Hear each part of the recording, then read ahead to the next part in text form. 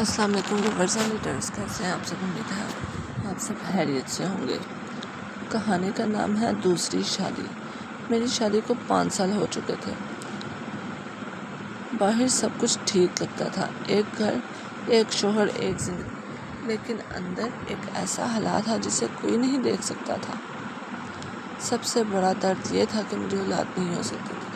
گھر والوں کی باتیں، رشتہ داروں کے طنز اور ہر محفل میں سوال، ابھی تک خوشخبری نہیں آئی۔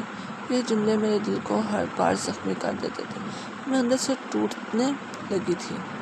ایک دن میں اپنے شوہر کے قدموں میں بیٹھ گئی۔ میرے ہاتھ کانپ رہے تھے، آنکھیں بھری ہوئی تھی۔ میں نے کہا، اگر تم چاہو تو دوسری شادی کر لو، شاید تمہیں اولاد مل جائے۔ وہ پہلے بہت رویا، بہت منع کیا، لیکن آخرکار وہ مان گیا، اور وہ فیصلہ میری زندگی کا سب سے بڑی فیصلہ تھا۔ گھر میں تیاریاں شروع ہو گئی، میں خود اس کی مدد کر رہی تھی، کبھی کپڑے، کبھی انتظامات۔ لوگ خوش تھے، لیکن کوئی نہیں جانتا تھا کہ میں اندر سے کتنی مر چکی ہوں۔ شادی کی رات میں اس کے کمرے کے دروازے کے باہر بیٹھی رہی۔ وہ رات میری زندگی کی سب سے لمبی رات اور سب سے دردناک رات تھی۔ صبح وہ اپنی نئی زندگی میں خوش تھا اور میں اپنی خاموشی میں دفن ہو چکی تھی۔ کچھ وقت گزرا، پھر میں نے اس کی نئی بیوی کو بھی قبول کر لیا۔ میں نے سب کچھ برداشت کیا، کیونکہ میں صرف اسے خوش دیکھنا چاہتی تھی۔ 1 مہینے بعد میری طبیعت خراب رہنے لگی۔ میرے شوہر نے مجھے میرے والدین کے گھر چھوڑ دیا۔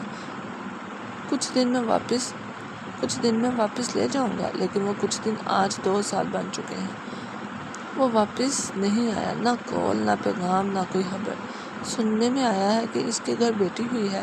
اللہ اس کے نصیب اچھے کرے، ہر خوشی دے، آمین۔ میں اب اپنے والدین کے گھر ہوں، لیکن یہاں بھی میں اپنی نہیں لگتی۔ لوگوں کے رویے بدل چکے ہیں، کچھ بھول گئے ہیں، کچھ یاد دلاتے ہیں، اور میں بس خاموش رہتی ہوں۔ سب کہتے ہیں میں کمزور ہو گئی ہوں، لیکن سچ یہ ہے کہ میں آج بھی صرف ایک ہی شخص سے محبت کرتی ہوں، وہی میرا شوہر، وہی میری دنیا۔ چاہے اس نے مجھے چھوڑ دیا ہو، چاہے وہ کسی اور کے ساتھ ہو، میرے دل نے اسے آج بھی نہیں چھوڑا۔